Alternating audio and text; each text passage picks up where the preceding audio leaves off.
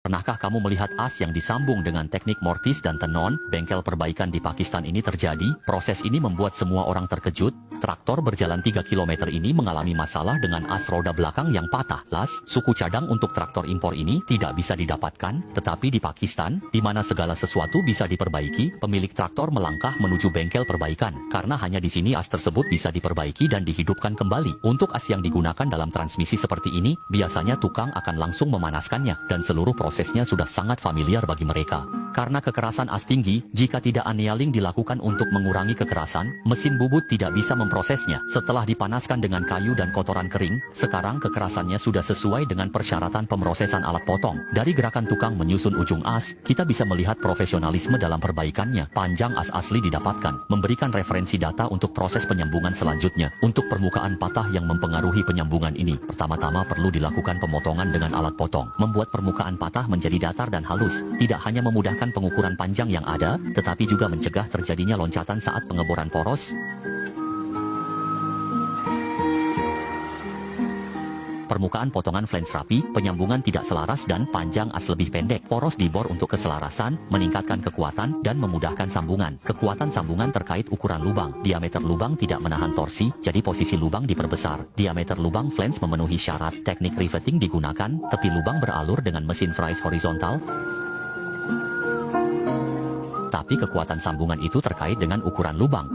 Meskipun sudah menggunakan mata bor untuk membuat lubang, diameter lubang pada poros tidak bisa menahan torsi, sehingga posisi lubang harus diperbesar dengan alat potong.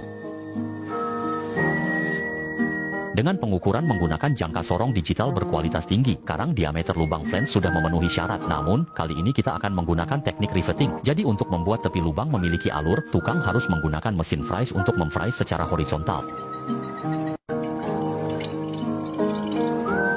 Saluran ini dapat menanggung seluruh beban pada lubang. Meskipun mereka hanya memiliki satu mesin bubut biasa, kreativitas masyarakat Pakistan tidak terbatas. Menggunakan mesin bubut sebagai mesin fries bukanlah batasan mereka. Sekarang, panjang ujung flange sudah dipersingkat. Ahli tersebut bersiap untuk menyambung batang baja ini dengan metode 3 bagian, yang tidak hanya memenuhi kebutuhan panjang yang ketat, tapi juga memberikan ruang yang cukup untuk memproses tonjolan pengelasan. Ini adalah langkah pertama dalam pemotongan batang baja.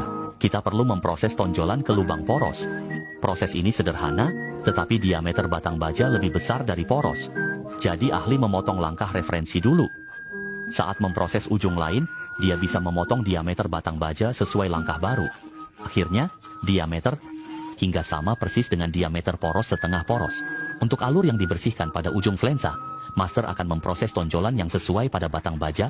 Mesin fries diperlukan. Ahli mengikat. Meski tidak rata, tetap masuk slot mencegah kendala. Batang baja terpasang penuh, saluran menempel, celah ditambah, dipotong alat memperbesar area dan kekuatan. Setelah diperpanjang, meratakan bagian, dia harus menggunakan palu untuk memastikan batang baja sepenuhnya terpasang, sehingga saluran yang ada bisa benar-benar menempel. Namun, karena pengelasan menambah beberapa celah, bagian sambungan juga perlu dipotong dengan alat pemotong untuk memperbesar area pengelasan, hingga dapat meningkatkan kekuatan pengelasan batang baja.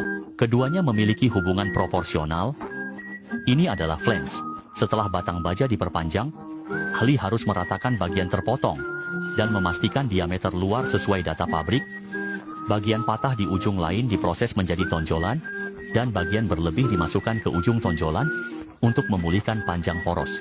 Setelah pemotongan teliti, kita harus mempertimbangkan penyambungan di ujung tonjolan. Karena tonjolan pada batang baja sudah terpasang, tugas utama ahli adalah meratakan permukaan yang patah. Dengan menggunakan diameter luar tonjolan sebagai referensi, dia akan secara bertahap mengosongkan bagian tengah poros di ujung tonjolan,